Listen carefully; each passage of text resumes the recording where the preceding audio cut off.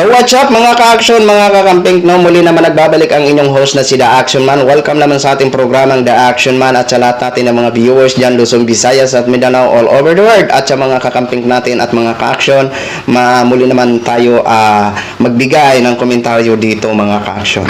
Okay?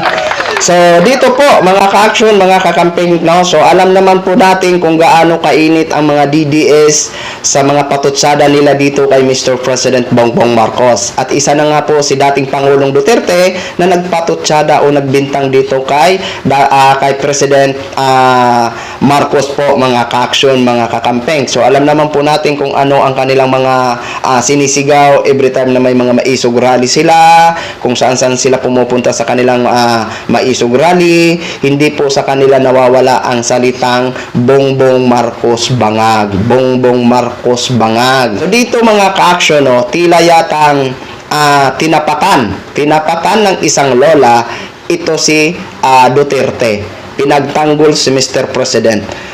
Short lang po ang bidyong ito, pero tumpak na tumpak po ang sinabi ni Lola dito kay dating Pangulong Duterte. Okay? Panoorin po natin itong clips na to. Duterte, panaadik si Bongbong, ba't hindi mo napakulong? Kaya mo ipakulong yung mahihirap? Bakit yung malalaking drug lord, hindi mo mapakulong? Kasi kasabot niyan, magbinta na siya mo! Duterte, panaadik si Bongbong, ba't hindi mo napakulong? Kaya mo ipakulong yung mahihirap? Bakit yung malalaking drug lord, hindi mo mapakulong? Kasi kasabot niyan, magbinta na siya mo! So yun na ho mga ka-action, mga kakamping, no, napakinggan na po natin. O, di ba? Tumpak na tumpak mga ka-action. Excuse me. Napakaiksi lang ng sinabi ni nanay o ni lola, pero may sins, di ba? Totoo naman, di ba? Kung addict talaga si Mr. President noon pa, kung gumagamit si Mr. President, bakit hindi pinakulong ni dating Pangulong Duterte? Di ba? O, ang pinapakulong niya yung mga user, yung mga biktima lamang, di ba? Wala tayong nakitang mga malalaking drug lord na nakulong sa kanyang administrasyon, di ba? At kung totoo itong sinasabi nila, bakit nung panahon ni dating Pangulong Duterte, hindi niya to hinuli si Mr. President, hindi niya pinakulong, di ba? Oh, ngayon na naging presidente at nagkaroon sila ng samaan ng loob, ngayon sila magpatutsada at humantong sa mga video na mga faking video na pinakita ni Maharlika. 'Di ba? Oh. Tama naman po. Oh.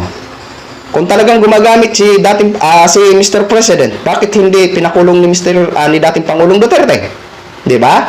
At bakit ang mga maliliit lang ang hinuhuli nila, ang kaya nilang ipakulong, ang mga drug lord, hindi nila kayang ipakulong? Oh, 'di ba? Oh. Narinig nyo naman ang sinabi ni Lola. Oh, ganun po yun mga ka-action. Yun ang malaking question natin. At yan ngayon ang laging tinututukan sa Quadcom hearing. Every time na may hearing sa Quadcom, ang EJK at war on drugs. 'Di ba? Kaya talagang ganun, 'di ba? Tila nga si Vice naman, anak niya naman mismo ang nagsabi na ang GABA ay hindi magsaba. Ang problema, ang salita ni Vice, tinatamaan ho sila. Di ba? Lahat ng mga gulo ngayon, di ba? Galing sa Duterte yan. Lahat ng mga inaayos ng administrasyong Marcos, galing sa Duterte yan. Di ba? Oh. Kaya, tama lang po yun. Ngayon, anong masasabi nyo dito mga DDS sa sinabi ni Lola? Sinampal kayo ng katotohanan, di ba? Masakit ang katotohanan na sinasabi ng isang matanda, di ba? Oh. Ngayon, anong hirit nyo dito? Tamimi kayo, di ba?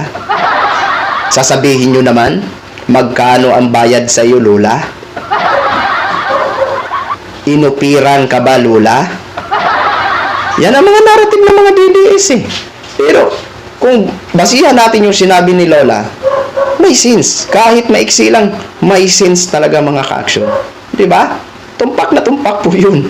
O yun, doon pa lang sa tanong ni Lola, bakit di mo pinakulong kung adik si Mr. President Bongbong Marcos? Sige nga. Kaya, hindi sa lahat ng pagkakataon, tama ang mga DDS. Lahat yan, hirap nga sa mga DDS, 10 na sinasabi, mahirap pa paniwalaan ng isa. Di ba? So, yun lang po, mga ka-aksyonog, share ko lang po sa inyo. Maraming salamat po sa ating mga viewers, Luzon, Visayas, at Mindanao, all over the world. Ako po, ang inyong lingkod, si The Action Man. Have a good day, everyone. Beautiful.